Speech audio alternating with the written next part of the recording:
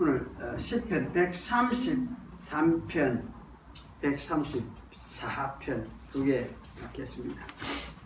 짧아집니다. 133편, 4편. 형제가 연합하여 동거함이 어찌 그리 선하고 아름다운고, 머리에 있는 보배로운 기름이 수염 곧 아론의 수염에 흘러서 그 옷깃같이 내림 같고, 헐몬의 이슬이 시온의 산들에 내림 같도다. 거기서 여호와께서 복을 명하셨나니 곧 영생이로다. 밤에 여호와의 집에 섰는 여호와의 모든 종들아, 여호와를 송축하라. 성소를 향하여 너희 손을 들고 여호와를 송축하라. 천지를 지으신 여호와께서 시온에서 네게 복을 주실지어다. 옛날 구약 시대 아마 이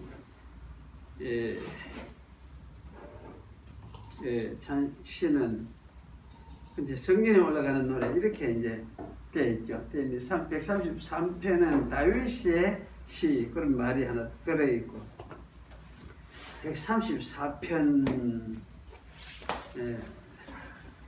이것도 아마 제목이 다윗의 시 하는 말은 없지만은 134편도 다윗의 시 같다는 그런 생각이 들어져요. 어쨌든 여기 이제 134편, 3편은 우리가 좀 잘 전에 아는 것이었고, 4편은 이제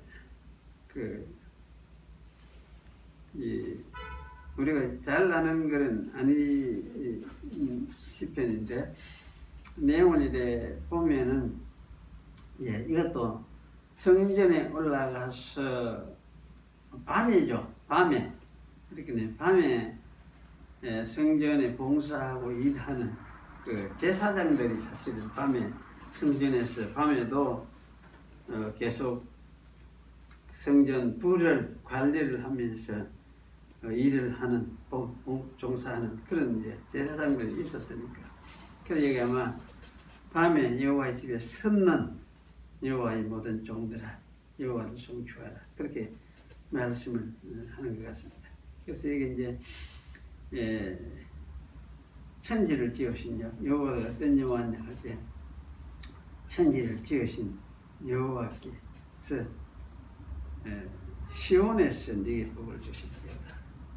시온에서 네게 복을 주실지어다. 시온은 이제 옛날 다윗 성이죠. 다윗의 그 성이 시온 성이니까, 사실 다윗 이거는 성만 이야기하는 것이 아니고, 결국은 이제 다윗을 통해서 약속한 메시아와 관계되어 있는 말씀으로 이해를 하는 게 좋습니다. 그래서 다윗을 통해서 다윗의 후손, 다윗의 자손을 통해서 보내야겠다고 말씀하신 그 메시아, 그리고 이제 그를 통해서 주어지는 새로운 세상. 요새 치면은 여기 시온이 뭐냐 할 때는 신약적으로 말하면 하나님 나라 또는 교회, 궁극적으로 이야기하면 천국 이렇게까지도 이야기를 할 수 있겠죠. 그래서 이제 이게 시온에서 네게 복을 주실지어다 이렇게 이야기를 하죠. 그래서 사실 여기서 말하는 이제 복이라는 말은 이 세상에서 잘 때는 돈도 많이 벌고 잘 먹고 잘 살고 건강하고 하는 이런 류의 복을 말하는 것이 아니고, 이제 하나님 예수님을 통해서 하나님 나라 백성 되는 것, 그 백성으로서 이제 하나님 나라에 참여하게 되어지는 이런 것을 복이라고 이야기를 하고 있다. 그렇게 이해를 하시면 좋겠습니다. 그래서 이거는 아마 예언적인, 이런 의미에서 예언적인 시다, 그렇게 우리가 생각할 수 있죠. 이제 오늘 웨스트민스터 신앙고백 91페이지인데, 지난번에 그 양심의 자유를 좀 이야기했죠. 양심의 자유를 이야기했는데 양심의 자유 3번, 4번을 조금 읽어보면서 약간 생각을 하겠습니다. 그리스도인의 자유를 구실로 하여 죄를 범하거나 정욕을 굶는 사람들은 그리스도인의 자유의 목적을 파괴하는 것이 된다. 그리스도인의 자유의 목적은 우리가 원수들의 손아귀에서 건짐을 받아 평생토록 주님을 두려움 없이 주님 앞에서 거룩함과 의로움으로 숨게 되는 데 있다. 하나님께서 정하여 세우신 권세들과 그리스도께서 깍두고 사신 자유는 양자가 서로 충돌하여 파괴하도록 하나님에 의해서 얻어낸 것이 아니라 상호간에 서로를 시인하여 보존되도록 얻어낸 것이다.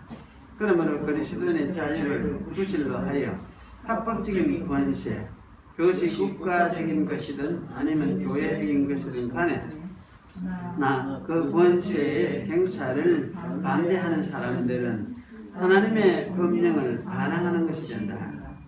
그리고 신앙과 예배 또는 시민생활에 반해 본성의 빛이나 기독교의 일반 원리나 또는 경건한 권세에 반대되는 그러한 견해들을 발표하거나 그러한 행동들을 지속적으로 행사하는 경우 또는 그러한 그릇된 견해나 소행들이 본격적으로나 그것들을 발표하거나 행사하는 방법 면에서 그리스도가 교회 안에 세우신 외적 평화와 질서를 파괴하는 경우 그러한 사람들이 책망을 받고 교회의 경책을 받아 고소당하는 것은 마땅하다. 참 여러 가지 좀 어려운 부분들이 좀 있는 것 같네요.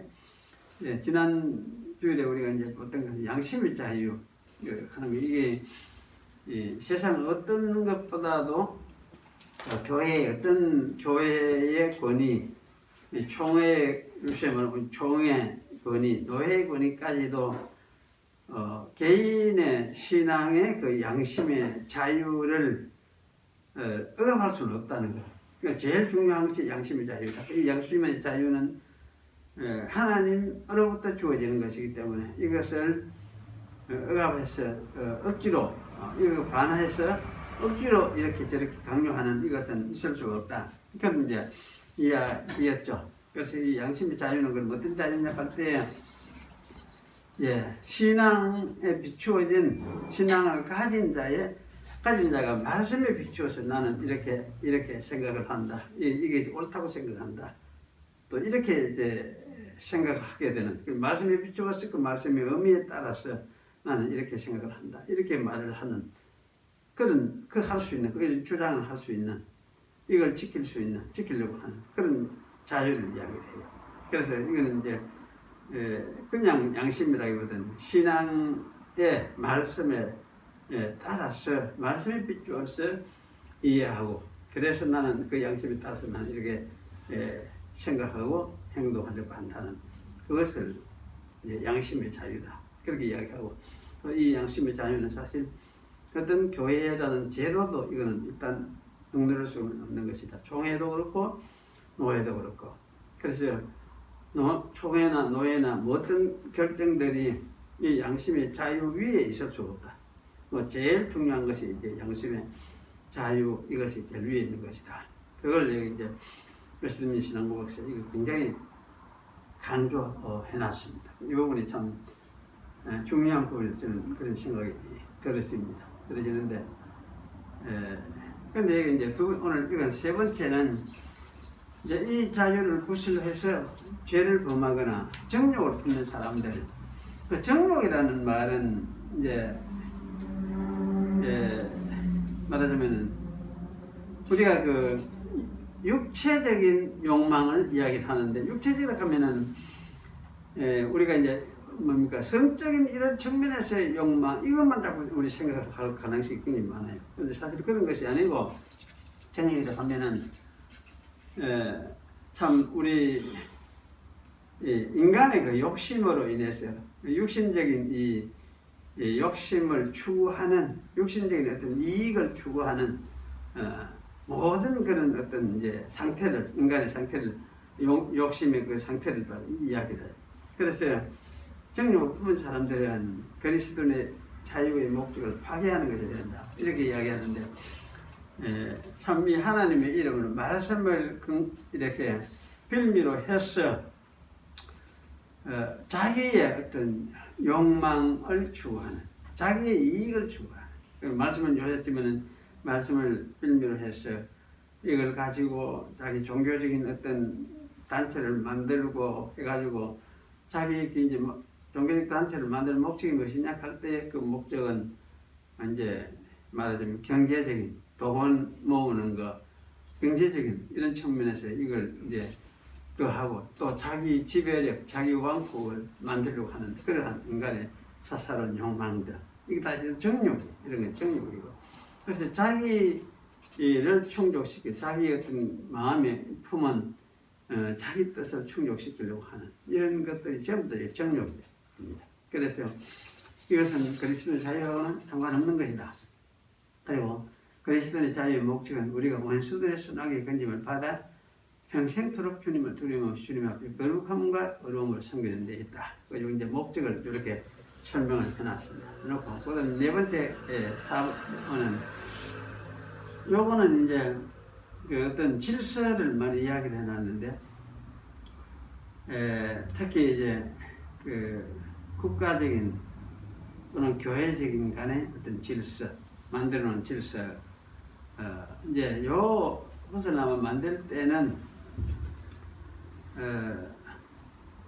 요 이제 그 신앙의 좀 양상이 좀 다른 사람들, 말하자면 우리가 현재 요새 말하면은 국가를 생각을 할 때에 국가는 여기서는 이제 국가가 세워진 국가가 하나님의 교회를 보도하고 예배하고 하는데 방해를 하지 않고 오히려 그 예배를 돌아보고 예배하는 그 신앙의 자유를 인정을 해주고 그걸 보존해주고 하는 이런 이제 제도를 가진 그런 이제 국가 제도를 이야기하죠. 그래서 그런 국가의 제도, 그 국가에 대해서 마땅히 이제 존중하고 그게 따라야 된다 하는 걸 이야기를 하는데, 이게 이제 이 종교 개혁 이후에 교회와 국가가 어떤 관계에 있어야 하는가를 많이 이제 생각하면서 정리한 것이죠. 그런데 그 당시에 이제 어떤 사람들이 있었느냐 하면은 우리는 하나님의 백성이다. 하나님 백성은 하나님 뜻을 따라서 살면 되고, 그렇지 국가하고 꼭 따라가야 되나? 우리 땅에 살지만은 우리는 하나님 나라 백성이니까 하나님 나라 백성으로 살아가고 국가 꼭 그게 뭐 순종하지 않아도 되고 뭐 이런 식의 어떤 좀 태도를 가졌던 그런 사람들도 있었어요. 이제 기독교 신앙을 가진 사람들이 할 수 있죠. 그런 사람들인데, 이제 예를 들면 이런 사람들 여기 말하는 건 아마 제세례파 그런 유의 사람들을 여기 아마 염두에 두고 이야기를 해놓은 거예요. 그래서 그런 사람들은 사실 이제 국가 권력, 국가라는 이제 이 질서, 제도 이것을 꼭 우리가 따라갈 필요가 있느냐? 국가가 왜 필요한데?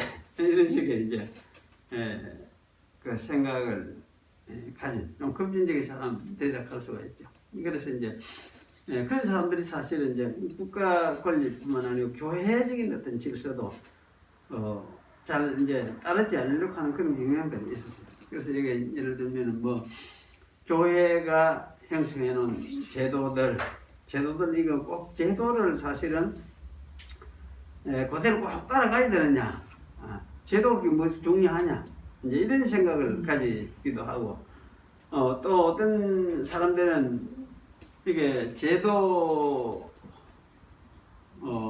만들어진 교회가 지금까지 이제 당시 교회도 세속화 되었다, 썩었다 이렇게 생각하면서 이제 교회가 준 그 세례를 사실 거부했어요. 거부하고 부정하고 자기들에게 세례를 새로 받아야 된다. 이렇게 이야기했어요. 그러니까 그런 이제 이런 태도는 기존 교제를 완전히 부정하는 거지. 부정해버리고 교회가 준 제도 세례 그거는 우리 인정 못하겠다. 그건 수금 세속적인 그런 사람들인데 그러면 우리는 뭐냐? 너한테는 우리한테 와가지고 새로 세례를 받아야 돼.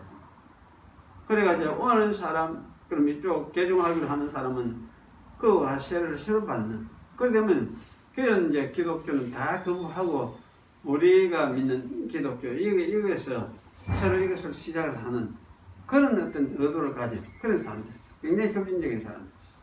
그래서 아마 그렇게 해서 기존 교회 질서를 무너뜨리고 거부하는 이런 류의 사람들, 이런 류의 사람들인데 이런 류의 사람들 간에 이제 교회하고도 갈등이 굉장히 상당히 많이 있었는데 이제 그런 류의 사람들을 두고 여기 아마 견책하고 보수당하는 것은 마땅하다. 이제 평화 질서를 파괴한다. 이렇게 이제 이야기하면서 이 사람들 책망을 받고 교회 견책을 받아 보수당하는 것은 마땅하다. 이렇게 나왔어요.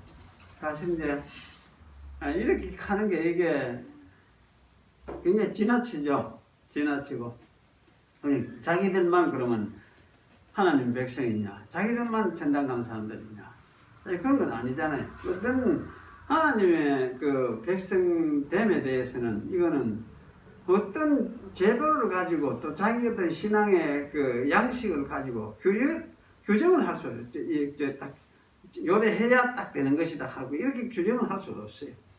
그래서 그런 것에서 사실은 이렇게 규정해가지고 다른 것을 인정하고 거부하고 하는 이런 류의 사고방식은 교회가 받아들일 수 없는, 보편교회가 받아들일 수 없는 그런 사고방식이다. 그래서 이것을 뭐라 합니까? 이런 사람들을 사실 이단이라고 하기도 하고, 이단이라고 하는 거는 자기들만 생각하는 그 생각을 가지고 그걸 꼴똘하게 규정하면 딴 걸 다 거부해버리는 그게 사실 이단이잖아요.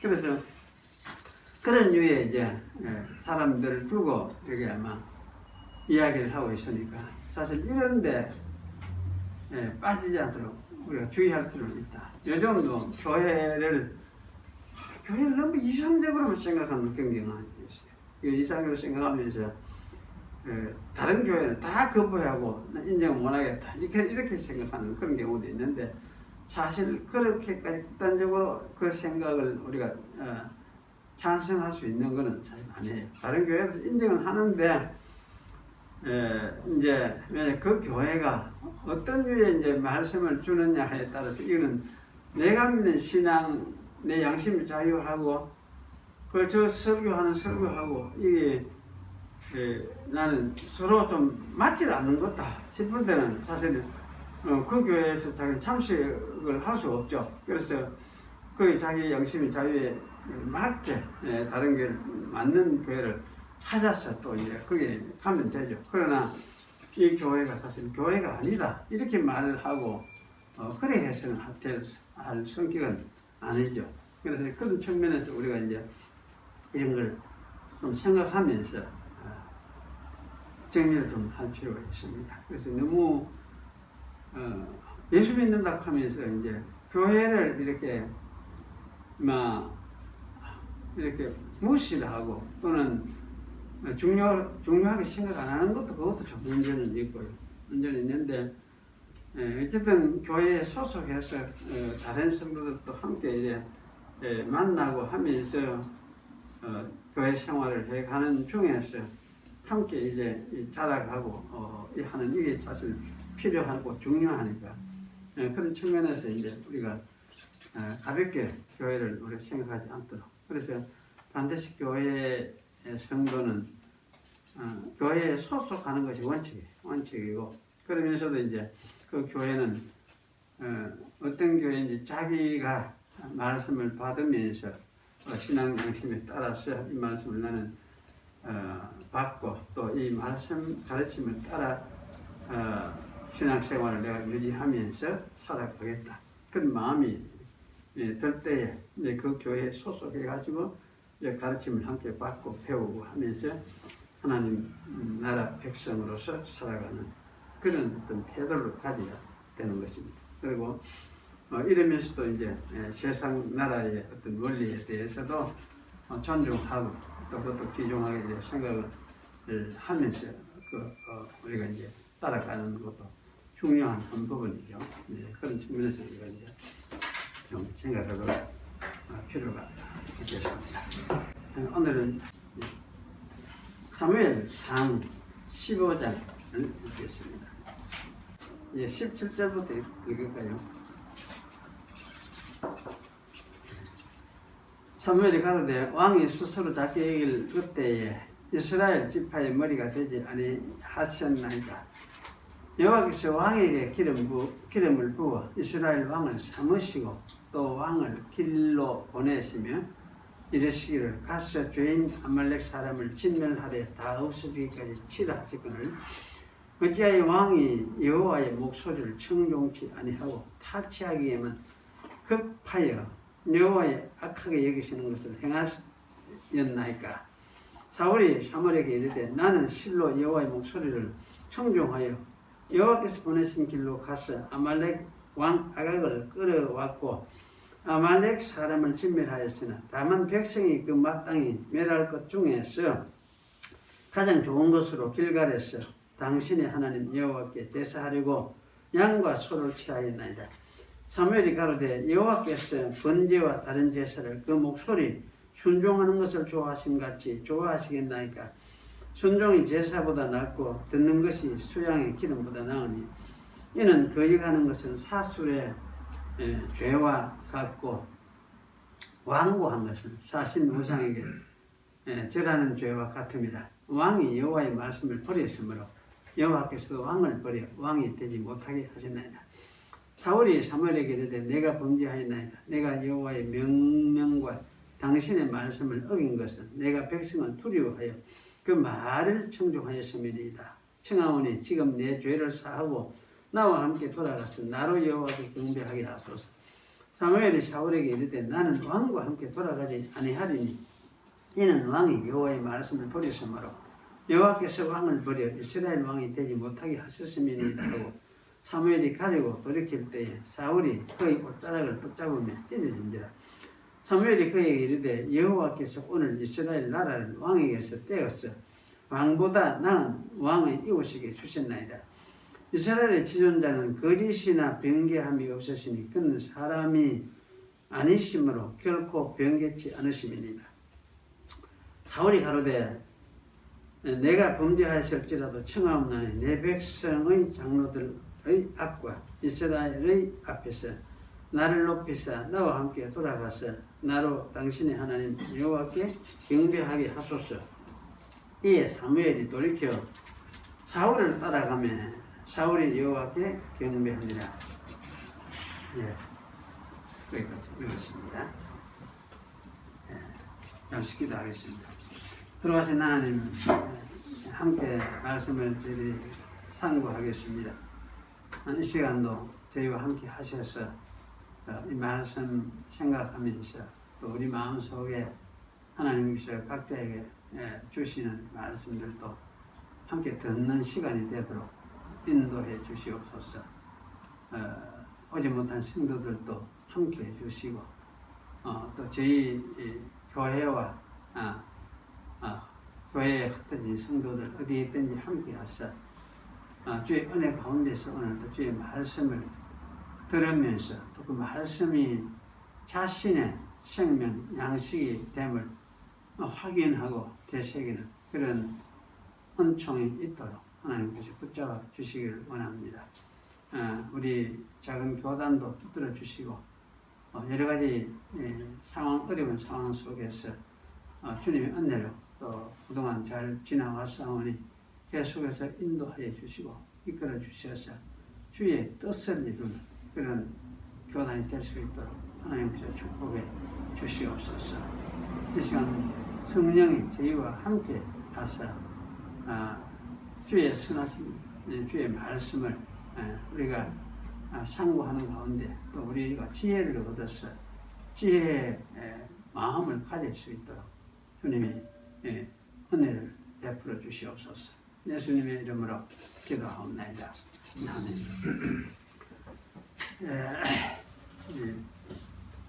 우리가 기도원 생각을 했었고 사무엘도 생각을 했었고 제가 이쪽을 쭉 가면서 좀 대충이라도 이래 한번 살펴보면서 설교를 해보는 것 중요하겠다, 필요하겠다 이런 생각이 들었습니다. 그래서 오늘 이제 사무엘 이후에 사울 왕이죠. 사울 왕인데 사울 왕을 좀 생각을 해보면서 이 참 사람도 좀 기이한 사람이다 그런 생각이 들어집니다. 그러면서 이제 이 사울에게서 우리가 교훈을 받을 것도 참 있구나 그런 생각이 들어지고 그래서 살펴봐야겠다 그런 생각을 하게 되었습니다.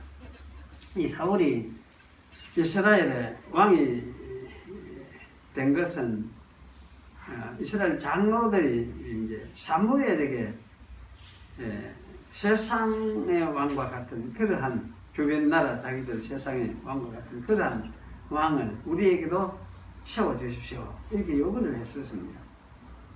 그렇기 때문에 이제 사울이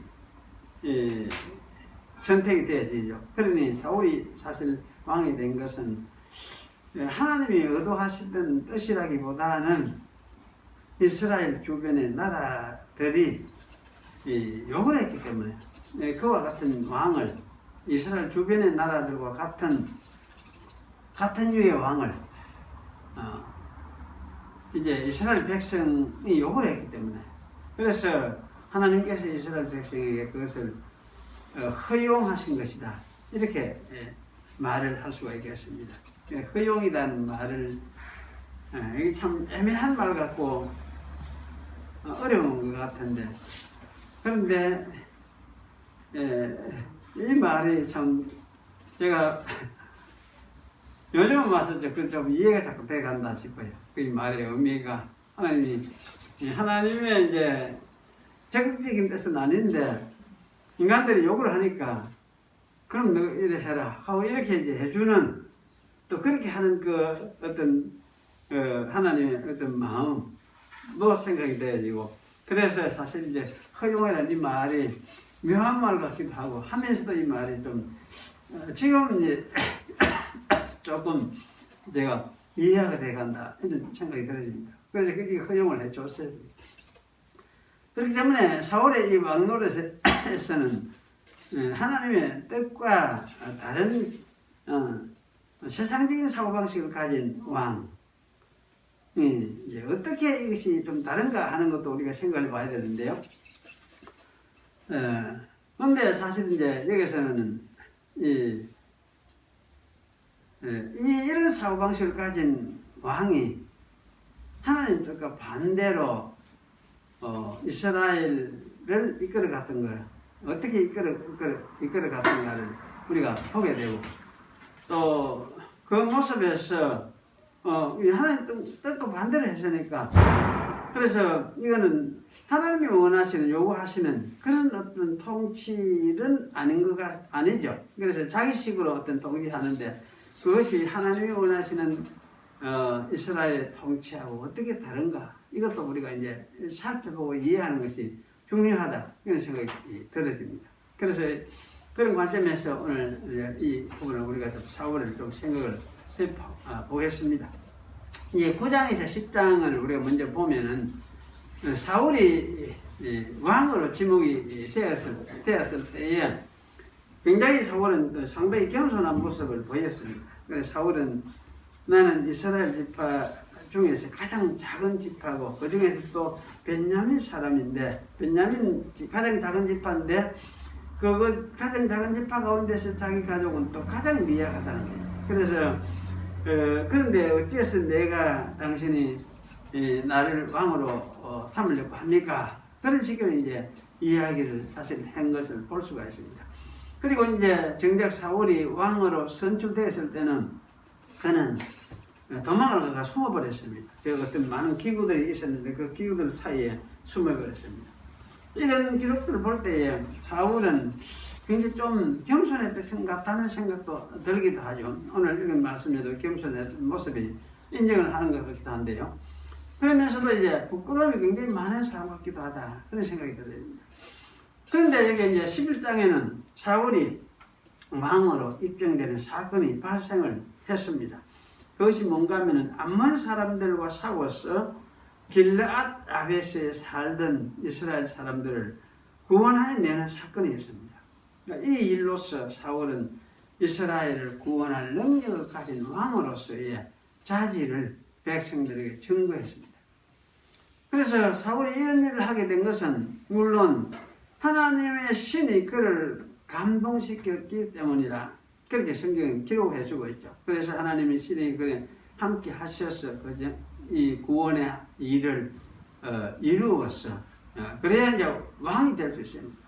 그래서 이 사건을 통해서 사울은 왕으로서의 자격을 가지고 있구나. 이렇게 백성들에게 이제 이런 그 마음을 가질 수 있도록 해 주었습니다. 백성은 이제 그 사울의 왕되는 자격을 수긍하고 따르게 되는 것이죠. 하나님이 세우려고 해도 백성이 이와 같이 인정하고 긍정하고 받아들일 수 있는 일이 뭐냐? 그가 이루어 놓는 어떤 구원 사건이 있어야 된다. 이게 이제 이스라엘 그 왕되는 하나의 과정이라고 할 수가 있습니다. 그런데 여기 13장, 14장에는 보면 사울이 다스린 지 만 2년쯤 되었을 때에 13장 앞에는 문제가 이제 발생을 하는 것을 볼 수가 있습니다. 이스라엘과 블레셋 사이에 전쟁이 발생했습니다. 이 3만의 전차와 전차가 3만 건 대단한 것이죠. 굉장한 어떤 이제 많은 부대인데 이 3만의 전차와 6천의 마병과 바닷가의 모래같이 많은 블레셋 군대 앞에서 이스라엘은 떨고 숨고 도망가는 그런 상황이 벌어졌습니다. 그런데 사실 오겠다고 했던 사무엘도 내가 제사를 드리고 난 후에 전투에 임하도록 해야 된다. 그래서 7일을 기다리라 이렇게 말씀을 했었거든요. 그런데 사무엘이 정한 날에 오지를 아니했습니다. 그 이유는 잘 알 수가 없습니다. 그래서 백성들은 이제 사무엘 오지 않으니까 사울이 가서 흩어지기 시작을 했어요. 이 많은 군대와 싸워서 우리가 이길 수가 없다는 것을 분명하게 이제 깨달으니까 도망을 가기 시작을 했습니다. 그런데 이런 상황이 되니까 이제 사울은 굉장히 다급해졌어요. 그래서 번제물을 가져오게 해서 자신이 직접 번제를 드려버렸습니다. 이 일에 대해서 사무엘은 왕이 하나님 여호와께서 왕에게 명하신 명령을 지키지 아니하였다. 굉장히 강하게 책망을 하였습니다. 그리고 그 때문에 왕위가 여호와께서 그 마음에 맞는 사람에게 주어질 것이라고 말씀을 하셨습니다. 사울 왕이 여호와의 명령을 지키지 아니하면 책망에 초점이 있는 말씀이에요. 그래서 여기서 사실은 지킨다 하는 이 말은 물론 방어한다는 말도 일단 의미를 가지고 있어요. 그 방어한다, 전쟁에서 적에게서 우리 나라를 방어한다, 저기 쳐들어오는데 우리가 방어한다 이런 개념도 있고, 보호한다, 일반적으로 이제 보호한다 이런 의미도 가지고 있고, 사실 이런 것뿐만 아니고 이제 주위에서 살펴보는, 그래서 주위에서 살펴보고 그 말씀을 그 뜻을 마음에 간직하는 이런 어떤 의미도 가지고 있습니다. 그래서 이제 여호와의 명령을 이와 같이 주의해서 살펴보고 마음에 간직하고, 그러면 어떻게 이걸 지켜서 실행해야 될 것인가 하는 것을 삼가 잘 생각하면서 이렇게 이제 하는 것이 사실 이게 지키는 것이라는 말씀이죠. 그런데 사실은 여기 사울은 이 하나님의 명령을 근성으로 듣고 넘기고 주위에서 살피지도 아니하고 마음에 새겨서 그것을 실행하는데 온 관심을 기울이려고 하는 그런 마음이 별로 없었던 것 같아요. 그래서 사울은 여호와의 명령을 행하는 것에 막 근성적으로 그냥 이렇게 지난 거죠. 그래서 닥치니까 닥쳐서 또 이제 그 일을 지 마음대로 이제 해버린 거죠. 그래서 사실은 이런 것에 대해서 이게 책망을 하고 있습니다. 그래서 사울은 여호와의 명령을 순종하는 것에 주의를 기울이지 않았다는 것이 초점이 두고 있습니다. 그럼 2년 동안 이 사울의 통치는 여호와 명령에 순종하려는 의도를 가진 것이 아니었음이 비로소 이제 드러나기 시작을 하는 것이라 할 수 있습니다. 그럼 블레셋과의 이런 전쟁에서 여호와 하나님은 요나단 한 사람의 믿음의 싸움에 함께 하셨습니다. 사실 사울은 이런 상황이었는데 이래서 이제 블레셋 앞에서 이스라엘이 벌을 떨고 있는 이런 상황이 되어졌고 이랬는데 요나단 사울의 아들이죠. 아들 한 사람은 이제 하나님을 의지하고 그래서 굉장히 담대해요. 그렇게 많은 군대들 앞에서 조금도 두려움도 없어요. 없으면서 이 싸움은 이거는 인원의 수에 많고 적음이 달린 것이 아니다. 하나님께 달렸다. 이러면서 이제 혼자라도 싸우겠다는 그런 마음을 가지고 일을 추진을 하는 것을 볼 수가 있습니다. 그래서 사실은 이렇게 해서 이제 함께 이렇게 나가서 지금 적진으로 들어가게 되거든요. 자기 종자하고 들어가서 싸움을 시작을 하는데 사실 이 싸움에 하나님께서 함께 하셨어요. 그래서 이제 참 하나님이 그 블레셋에 굉장히 두려움을 주고 땅도 흔들리고 그리 막 지진과 같은 이런 일이 벌어지고 이러면서 블레셋 군대들이 막 정신을 못 차리게 만들었어요. 그러니까 이런 상황이 벌어지니까 서로 도망가려고 자기들끼리 서로 싸워서 죽이고 막 이런 판이 벌어진 거죠. 그래서 이게 이제 이렇게 해서 사실은 이스라엘이 승리할 수 있도록 그렇게 해주셨습니다. 하지만 이 전쟁에서 이스라엘 백성들은 굉장히 피곤할 수밖에 없어요. 전쟁하면은 힘을 많이 소모를 하니까. 그러니까 이제 먹을 많이 먹어야 되잖아요. 그런데 사울이 먹을 수 없도록 만들어놨어요. 왜냐하면 자기가 원수에게 내가 보복할 때까지 누구든지 음식을 먹는 사람은 내가 저주를 받을 것이다. 너희들 내게 맹세해라. 이러면서 맹세를 시켰어요. 백성들은. 그러니까 이제 아무도 배가 고프고 피곤하고 정말 어떻게 할 수 없는 상황인데도 먹을 수 없는 그런 상황이 돼요. 그래서 사실 이거는 사울이 이런 짓을 하는 건 이건 제정신이 아닌 것이죠. 마치 지가 무슨 원수에게 보복하는 것이 마치 자기에게 달려있는 있는 듯이 그러면서 백성들 전체를 굶주리도록 만들고 그러면서 이 전쟁을 하는 이런 상황을 만들어낸 거예요. 그런데 사실 이것을 이 요나단은 듣지를 못했습니다. 이 사울이 하는 이야기를 듣지를 못했어요. 그래서 사울은 배가 고팠으니까 숙소에 들어가 보니까 꿀벌들이 꿀을 따가워가지고 해놨어요. 그 집을 이제 꿀이 줄줄 흐르고 있는 그런 상황이죠. 그래서 지팡이 끝을 가지고 이렇게 띄어가지고 손을 이렇게 먹었어요. 먹고 나니까 얼마나 눈이 확 트이는 거지. 그만큼 많이 이제 힘을 쏟았던 거죠. 이런 일들을 우리가 이제 볼 때에 어쨌든 이 사울이라는 사람은 정상적인 판단을 하는 사람이 아니었구나 하는 걸 우리가 볼 수가 있습니다.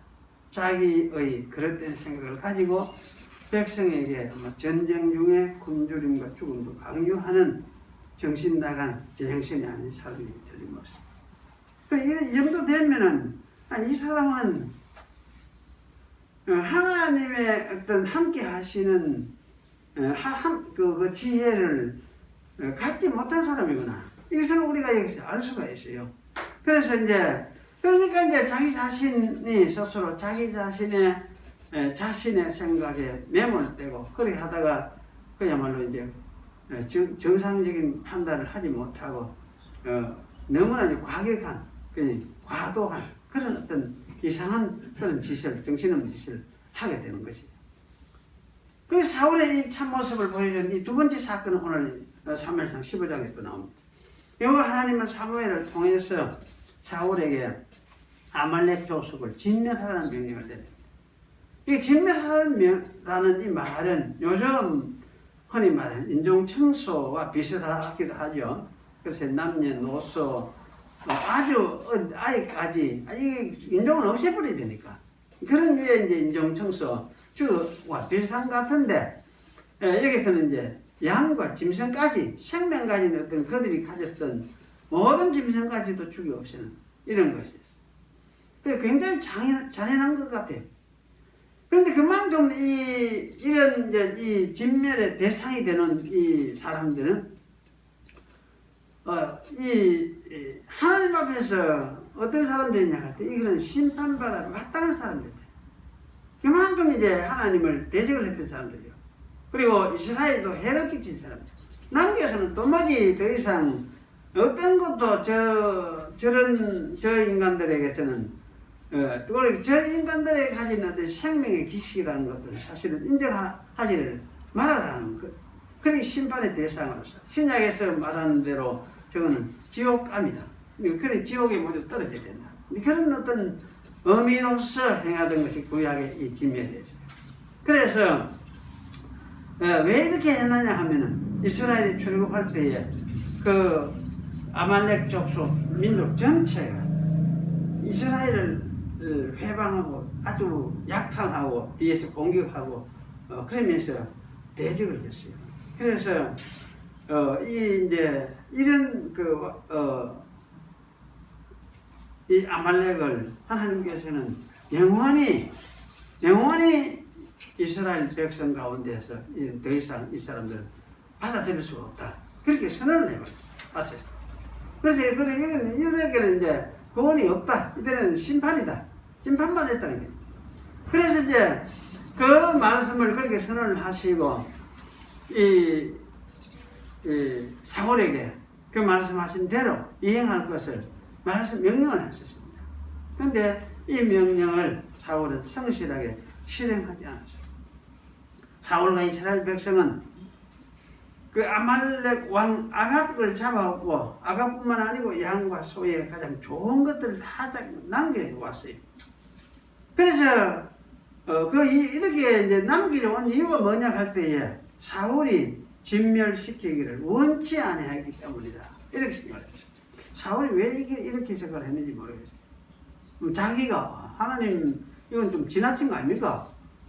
그건 좀 좋은 거 좀 다 남겨놓고 대충 나쁜 거는 대충 이래 처리를 할지라도 좋은 거를 가져와가지고 우리가 좀 가지고 뭐 살고 하나님께도 드리고 눈이 조금 뭐라 합니까? 그 말 있잖아요. 매부 좋고 가듯이 그래 하는 게 안 좋습니까? 이렇게 하면서 이런 생각을 가지고 이래 했는지 모르겠어요. 이 생각은 사실 이런 식으로 생각했다 하면은 하나님 하는 거 더더많이 그래 하네요. 이런 생각이죠. 근데 차라리 내 생각 이래 하는 게 차라리 낫겠는데 이런 태도로 갈 수 있어요. 어쨌든 이게 진멸시키기를 원치 아니하였기 때문이다. 이렇게 말을 하고 있는 것입니다. 이 일에 대해서 여호와 하나님은 사무엘을 통해서 왕인 여호와의 목소리를 청종하지 아니하고 탈취하기에만 급급하여 여호와께서 악하게 여기시는 것을 행하였나이다. 악하게 여기시는 것이다. 이렇게 이야기를 지적을 했어요. 그러면서 책망을 했습니다. 여기에 탈취한다는 이 말, 탈취하기에 급하였다는 이 말은 사실은 짐승을 사냥할 때 막 고함을 지르잖아요. 그 짐승 잡고 따로 다니고 한다고 그 정신이 몰두해 있어요. 딴 생각할 게 없어. 그런 류의 어떤 형국을 반영하고 있는 말이에요. 그래서 여기 이제 짐승 쫓아서 그거 하듯이 마치 아말렉 좋은 것을 탈취하기에 정신이 빠져 있었던 이런 형태를 여기 보여주고 있습니다. 그 사울이 사실 그렇다는 말씀입니다. 그 아말렉에게 심판을 시행하라는 하나님의 뜻을 사울은 전혀 이해하지 못했던 것입니다. 만약 사울이 하나님의 뜻을 지각했더라면 두려움으로 사실 그 일을 행할 수밖에 없죠. 왜냐하면 이들이 왜 이렇게 멸망을 받느냐? 참 두려운 일이구나. 우리도 정말 정신 차려야 되겠구나. 이러면서 좀 경계를 받으면서 이렇게 해석할 가능성이 많죠. 그런데 사실 사울이 전혀 그렇지 않았어요. 자기의 탈취하는 그 일에 정신이 빠져가지고 몰두해가지고 그러면서 이제 가져와가는 하나님의 뜻을 무시해버리고 이런 태도를 가졌던 것입니다. 그래서 이런 책망을 받으니까 근데 책망을 자기가 책임을 또 지질 않아요. 백성에게 그 책임을 떠는 겁니다. 그리고 백성이 하나님께 제사하려고 양과 소를 취하였습니다. 이렇게 하면서 백성에게 책임을 떠는 거죠. 굉장히 좋잖아요. 하나님께 바치는 것도 좋고 백성들이 그래 이야기를 하면 참 말이 될 것 같다는 생각이 들어져요. 그래 백성들이 그래 하려고 했으니까. 그런데 사실은 거짓말입니다. 그래서 사무엘은 이제 더 강하게 책망을 하죠. 순종이 제사보다 낫고 듣는 것이 수양의 기름보다 나은 거역하는 것은 사술의 죄와 완고한 것은 사실 우상의 결하는 죄와 같다. 이렇게 말을 했습니다. 여호와께서 당신을 버려서 이제 왕이 되지 못하게 하셨습니다. 선언을 했습니다. 여기서 사실 순종이라는 것은 청종이라는 말과 같은 말이에요. 그 세마 그러니까 그냥 청종, 순종 번역 이래도 하기도 하고 저래도 하기도 해요. 그 순종은 사실 이야기를 하나님이 말씀하시면은 달리 이해를 달지 말고 말씀하신 대로 행하는 것이 순종이죠. 이것이 뭐냐 제사보다 낫다고 말을 했습니다. 그리고 듣는 것은 주목하는 것 여기 듣는다 말은 사실 주목한다 이렇게 할 수 있는데 이것은 이해하기 위해서 주의해서 귀를 기울이는 그래서 참 이게 무슨 말인지 참 잘 이해해야지 이해하겠습니다. 이런 어떤 태도를 가지고 듣는 것을 이야기를 합니다. 그리고 여기 거역하는 것은 또 반역하는 것이라는 말과 같은 말이에요. 이것은 모두가 이제 사술, 곧 무당을 찾아가서 길룡을 묻고 죽은 영혼과 소통을 구하는, 죽은 영혼과 소통을 구하는 것. 이런 짓을 사실 뒤에 가면 행했는데, 이런 것과 같다, 이렇게 얘기했습니다. 그리고 왕고는 고집하며 자기 마음대로 행동하는 태도를 떠나. 이것은 우상을 섬기는 것 같다, 이렇게 말했습니다. 한마디로 사울은 하나님을 신뢰하지 않는 거죠. 무시하는 거지. 하나님을 무시하고 믿지도 않고 마치 이거는 이제 우상 숭배하고 우상을 대하는 태도 같은 거지. 그래서 하나님을 인정하기는 하는 것 같은데 하나님의 뜻을 따르지 않고 제 마음 내키는 대로 행동하는 그런 사람이라는 뜻입니다.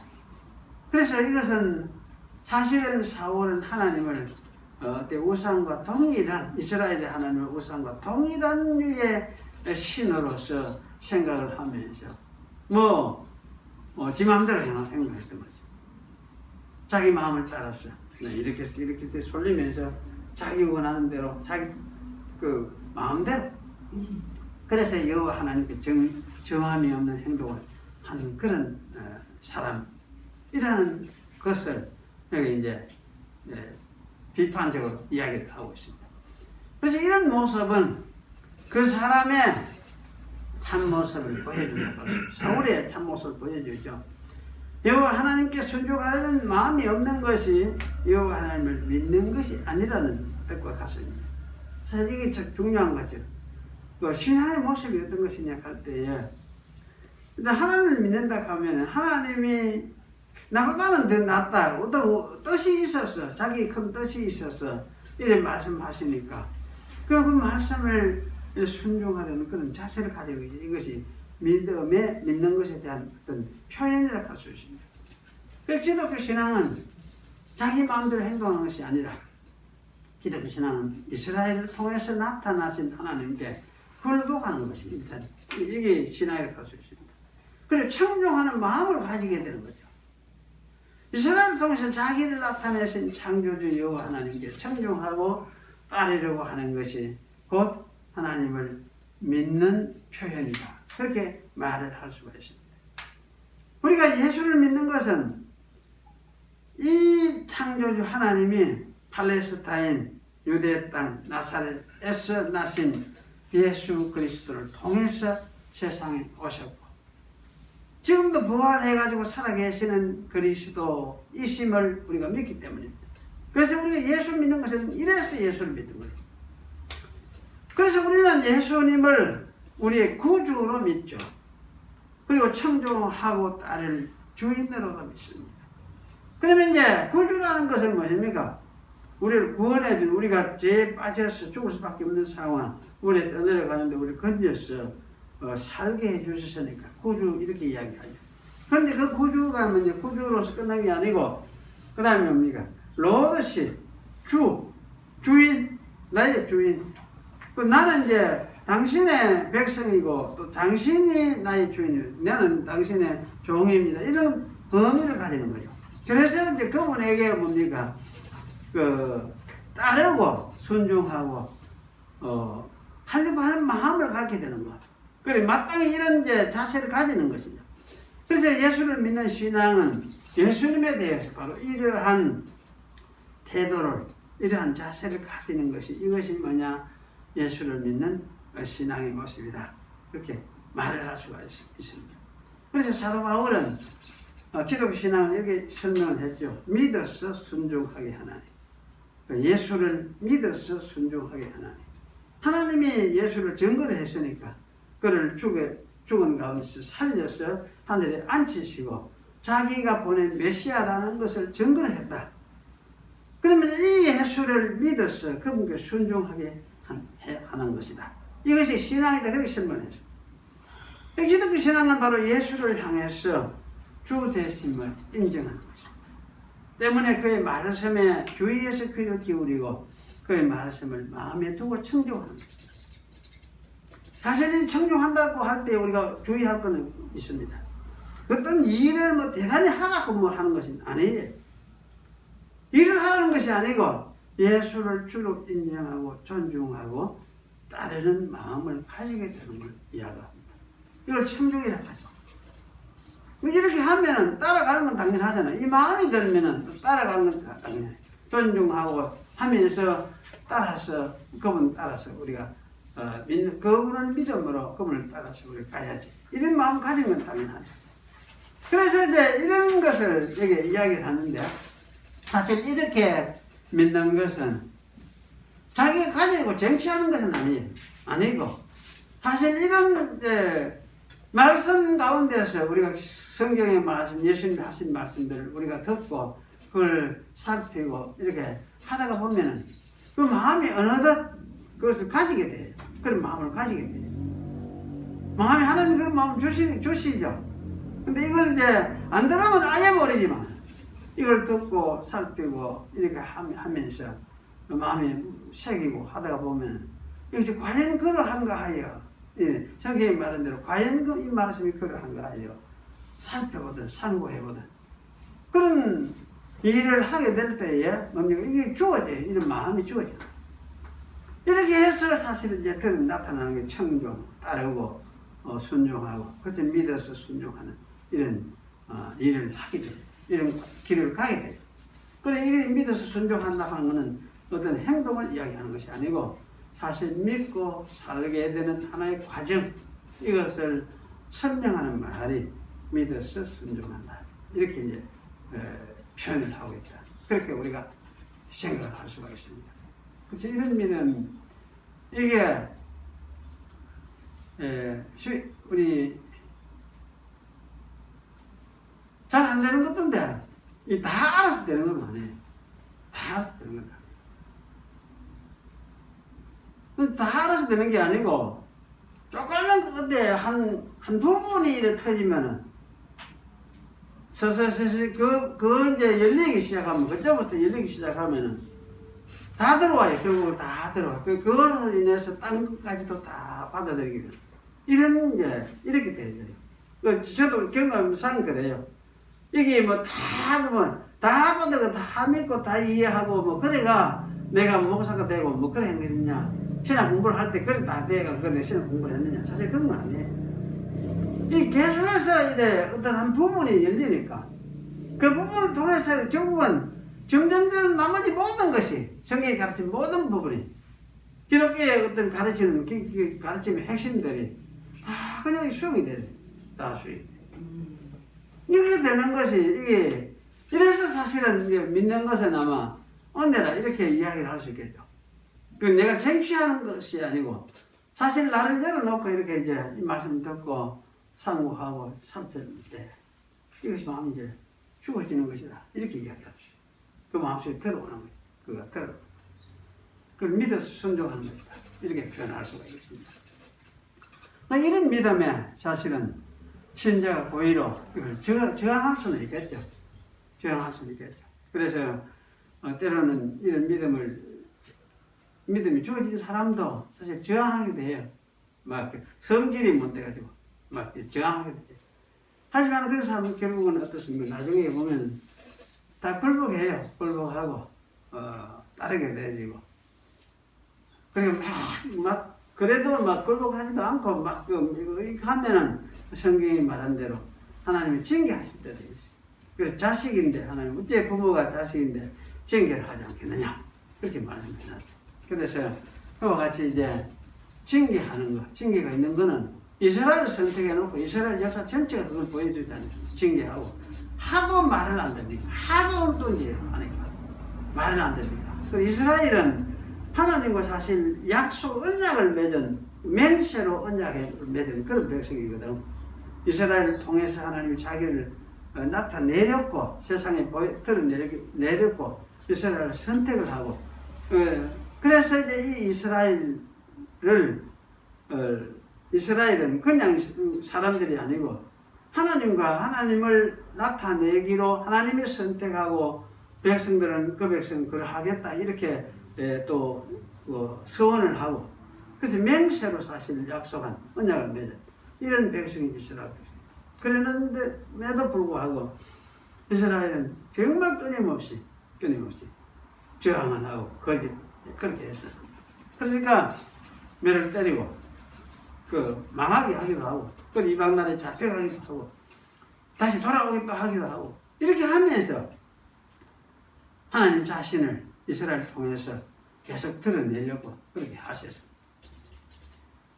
그래서 사실은 이스라엘 역사 전체가 바로 이러한 징계를 드러내는 징계의 역사다. 이렇게 아마 이야기를 할 수도 있겠습니다. 그래서 이런 측면에서 아마 하나님이 신약에도 자기 백성, 자기 선택한 백성 아마 책망도 하시고 때리고 그런데 이런 이제 책망하시고 하는 중에서도 또 하나님의 백성은 이걸 깨달아요.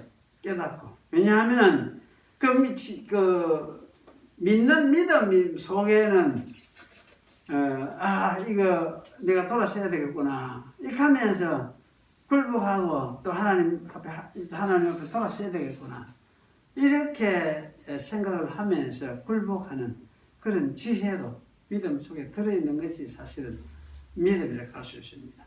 그래서 지혜 따로 있고 믿음 따로 있는 것이 아니고 믿음으로 이제 생각을 하고 믿음으로 서게 되면은 지혜도 갖게 되어요. 그래서 사실은 이런 지혜로운 판단이 없다면 어쩌면 사생자다. 성경이 말한 대로 그런 말이라고 할 수 있겠죠. 어쨌든 하나님은 이렇게 하시면서도 자기 백성을 이끌어 가시고 구원해 가신다는 걸 우리가 기억을 할 필요도 있고 오늘 사울과 같은 이런 류의 사람이라면 사울이 사실은 이래가 구원을 받겠느냐 못 받겠느냐 이런 걸 아마 여기서 말하려고 하는 것이 아닌 것 같아요. 성경의 그 초점은 역시 말하는 초점은 그러니까 사울의 이런 모습이 이것이 신앙하고는 다른 모습, 신앙을 반대하는 모습이고 하나님을 믿지 아니하는 모습이라는 걸 보여주는. 그래서 사실은 이제 이런 왕을 이스라엘은 요청을 했는데 사실 그 요청한 그 왕이 그거는 믿는 왕될 자격이 없는 그리고 믿음이 아닌 그런 어떤 본을 가지고 보여준 사람이 사울이었다. 그렇게 아마 이야기를 할 수는 있겠습니다. 네. 그렇게 우리가 정리를 하면서 사울의 이런 모습, 그러면 자기를 순종하고 청족하려는 그런 마음을 갖지 않는 것이, 이것이 불신앙이구나. 이걸 우리가 깨닫는 게 중요하다는 생각이 들어요. 반면에 이 믿음을 따라서 청종하면서 내가 가야 되겠구나. 이런 마음이, 이것이 신앙의 모습이구나. 이렇게 우리가 이해하는 것 하나가 필요하다. 그런 생각이 들어집니다. 오늘 이 사울에게서 이런 측면을 우리가 좀 반성을 하고 생각을 하는 것이 좋겠다. 그렇게 생각이 되어집니다. 기다리십니다. 하나님 아버지, 오늘 같이 모여서 이 사울을 통해서 믿음의 모습이 어떤 것인가 우리가 함께 살폈습니다. 저희들에게 믿음을 주셔서 또 따라오도록 하나님께서 은혜를 주신 줄을 압니다. 그래서 이 말씀을 들으면서 또 이런 하나님을 믿고 따라가는 믿음의 모습이 어떤 것인지도 오늘 살폈습니다. 하나님께서 저희들이 말씀을 듣고 따르는 중에 어떤 형태로 우리의 마음을 여시고 또 하나님을 믿는 믿음을 우리에게 허락하실지 각자에게 필요한 대로 하나님께서 또한 역사하실 줄을 믿습니다. 저희 각자 모두에게 또 개인에게 구체적으로 주께서 이끄시며 인도하시는 줄을 아오니 저희들로 하여금 참 이런 하나님을 믿고 의뢰하면서 그 창조주 하나님이 아들을 보내어서 세상에서 자기를 드러내셨음을 우리가 기억을 하고 또 그 아들의 사역을 통해서도 그 하나님을 믿고 의지하며 하나님을 알도록 해주시는 마음을 밝혀주시는 은사가 성령을 통해서 우리에게 또 주어지고 있음을 우리가 아오니 저희들 하여금 모두 이러한 은혜를 누리면서 살아갈 수 있도록 저희를 인도하여 주시옵소서. 또 이 믿음 속에서 우리 영혼이 안식을 누리는 평화를 누리는 그런 저희들이 될 수 있도록 하나님께서 축복해 주시옵소서. 예수님의 이름으로 기도하옵나이다. 아멘.